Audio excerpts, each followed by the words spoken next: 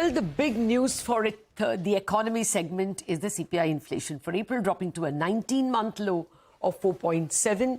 And perhaps even worse news, industrial output index or IIP for March crashing to 1.1. The CNBC poll was nearly 4%. Now, does this remove all fears of rate hikes from RBI? Is there dovishness round the corner? Also, what does the BJP's defeat mean for FII flows, for fiscal policy? For all these questions, Samiran Chakraborty, Chief Economist, Citi India, joins us. Good morning, Samiran. Thank you very much for joining us. We just got your report and the flash will be on. You're pretty impressed by the fall. You have actually reduced your full year target for CPI in FY24. Thanks, Lata. Yes, we have brought down our full year CPI target, which anyway was 10 basis points lower than the RBI forecast before, to now 4.9%. We think that there is a significant softening of core goods price momentum. After almost 2 years, the core goods price momentum has dropped below core services price momentum. That's a big positive for us. The big uncertainty, if at all, is on food prices. We've seen significant decline in cereal price momentum in the last few months, but how the monsoon pans out would probably determine whether this can be continued or not. But still, on the margin, it now appears that the inflation outlook is much more benign compared to what our fear was a few months back. Okay. I think even for the next 2 months, you are expecting only 4.6 or 4.7, right? So I think Reserve Bank was going with a Q1 of 5.1. We will undershoot. Yes, that is quite likely. In fact, we have noted in our report that there is a possibility that RBI will also lower its own inflation forecast in the June meeting because the price momentum has significantly surprised us across the street. So you would expect a neutral stance? How will, anyway, the pause is already there. What more can the policy give us? I think there was a significant amount of hawkishness, probably very consciously put into the rhetoric in that April policy, where RBI tried to ensure that the markets don't run away with its expectations, and clearly mentioned that it's a pause and not a pivot. Those kind of hawkish commentary might not be there in that June meeting, where there could be more convergence of opinion across MPC members about the need to stay on pause. The stance change on is a more complicated affair because, at least in my mind, I'm not extremely sure that exactly what are the guideposts that the MPC is looking at.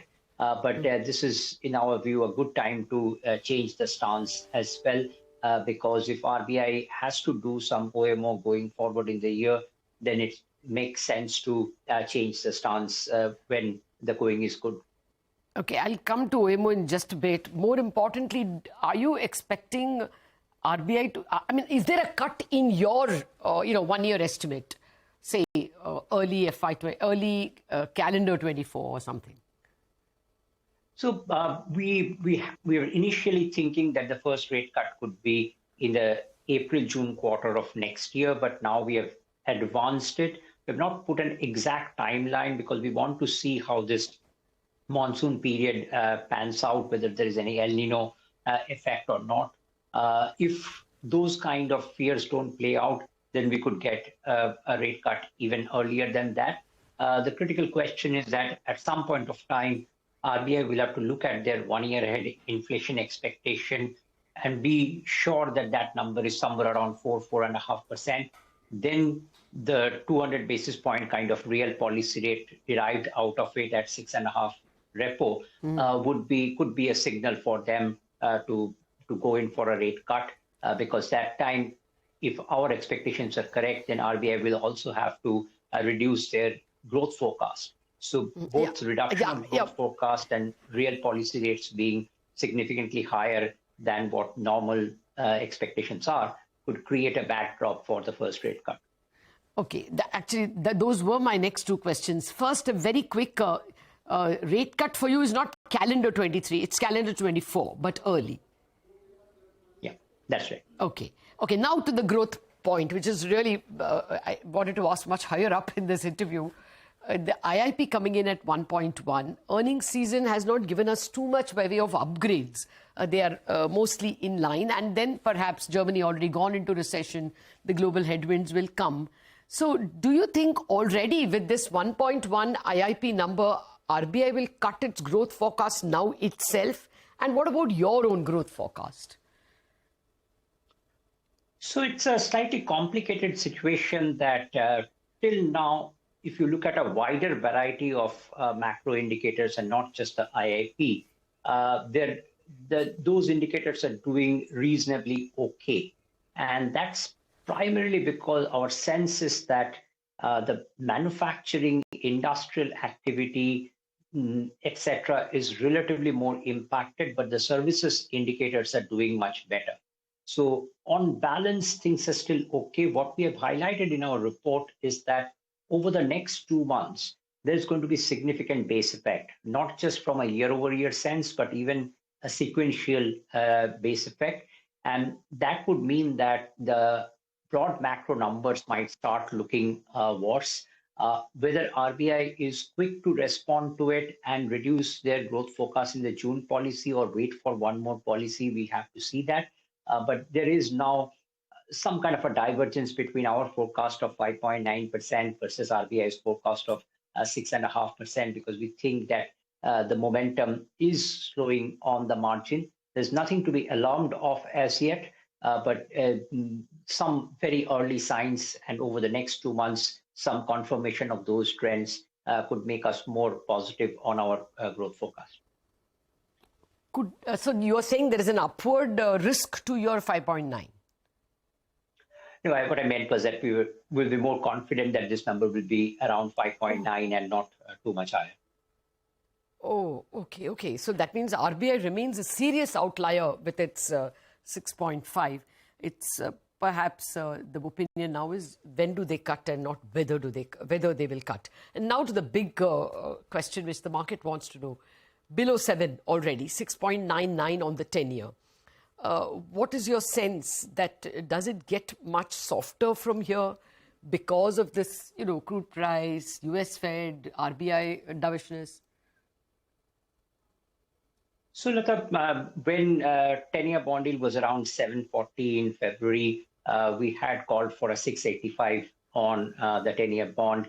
And that's because of this peculiar pattern that we have always observed, that in every peak of the rate hike cycle, the term premium collapses. In most cases, it practically becomes zero. In other words, the gap between the 10-year bond yield and the repo rate at the peak of the repo rate cycle is close to zero. And because we thought that 650, 675 kind of levels would be the peak on the repo rate, we were comfortable calling for a below 7% 10-year bond yield. The gap is often determined by the fiscal position or the demand-supply balance in the market. In this case, we were hoping that even while our estimates suggested that the demand-supply balance might be somewhat challenging, there will be scope for RBI to do OMO. We have now put a number of around 2.5 trillion of RBI OMO requirement for FY24. If that plays out, then it would be possible to keep 10-year bond yield below 7%. At the moment, what might be happening is that the demand-supply balance is somewhat distorted because on the supply side, the state governments are not borrowing as much as planned, whereas on the demand side, some pre-March 31st inflows that insurance and mutual fund might have seen, that money is getting deployed from the demand side. So both demand and supply side now in a somewhat of a sweet spot is probably driving this. But as the year progresses, the natural demand-supply balance might not be that favorable. We would be requiring more RBI OMO to bridge the gap. Okay, I'm not getting into OMO because it's a long discussion, but you're saying that sub 7 is here to stay and it can go down to 6.85 also. Yes, the only key risk out here is that once this pent-up demand goes away and the natural supply of state governments come in, there could be a small up move as well. Till what point of that up move RBI allows yields to move up and delay their OMO announcement or a CRR cut announcement, that is yet to be seen. That's going to be RBI's comfort level, whether that number is 715 or 725. It's difficult to say. But at some point of time, that small up move is also going to come based on purely our assessment that the demand-supply balance will not be as favorable as it is today as we move into the latter part of the year. Yeah. I'll require another half segment with you to discuss OMO. But I think this is a big takeaway that the sub 7% on 10-year is not fleeting, that it might stay for some time. Very quickly on OMO, just one doubt. The RBI's dollar buying has been huge. For the week ended Friday, $7 billion, actually for the week ended previous, May 7th, it's 7 billion, and what market people tell us is another 7 billion may have been bought even in the previous Friday. If that is true, RBI would have bought $25 billion from April 1 to May 13th.